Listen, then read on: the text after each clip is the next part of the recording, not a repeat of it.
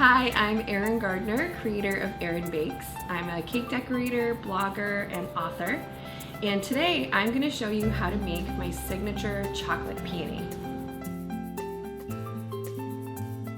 So the first step in making my chocolate peony is to find one of these. This is just a cardboard apple crate. If you're ever walking through the produce department of your supermarket, you'll see them unloading apples or pears or peaches from these cardboard crates into the produce section. This is trash to them, but this is treasure to a crafter or cake decorator. So you can just ask them for it. I've only encountered pleasant people at the supermarket who've handed them over willingly. So I hope they do the same for you.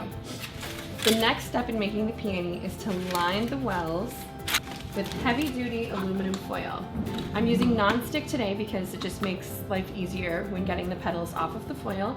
And I highly recommend, even if you don't get non-stick, to use heavy-duty because regular aluminum foil is just too thin, it tears super easily. Each one of these wells is going to make a petal for us for our final chocolate peony. And I have here a bowl of melted white candy coating and a bowl of pink candy coating. These are Wilton candy melts that I'm using today, but you can use whatever brand is your preference. So the first step in creating our chocolate peony petals is to take a paintbrush and brush a very thin layer, a very thin wispy layer of chocolate into each of the wells. And now I'm going to add a thicker layer of the pink chocolate.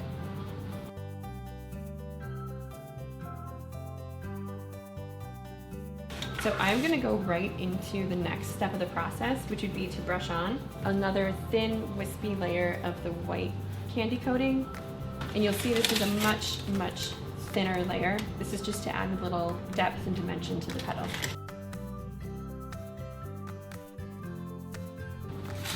So now I've completed all of my petals. I'm going to pop this in the fridge for a sec to make sure these are nice and firm before I peel them off of the foil.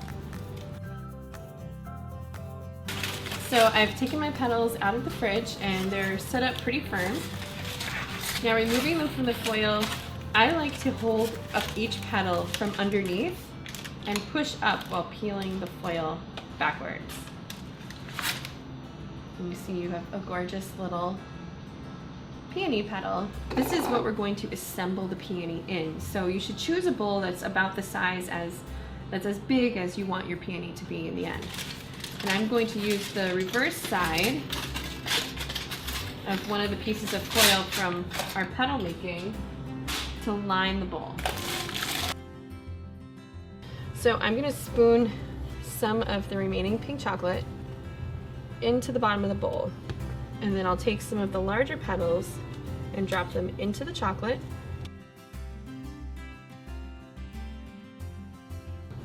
Just keep adding more layers in the exact same way. And you'll use fewer and fewer petals as you go through the layers. Now you'll see with this layer, I was able to use that first puddle of chocolate to do 2 layers.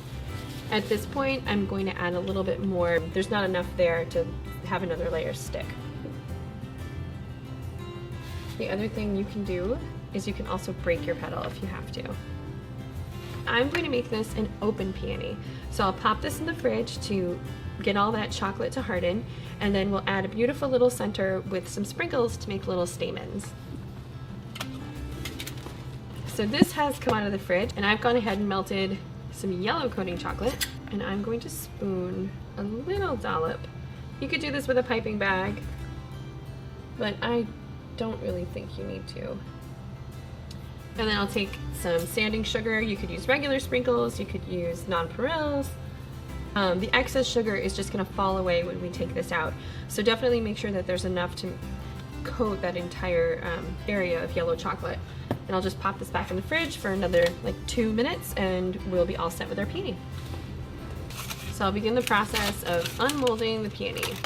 Just lift the foil out of the bowl.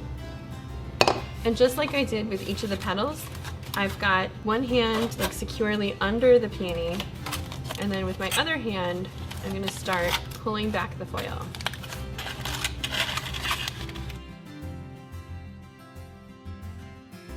And we have a completed peony.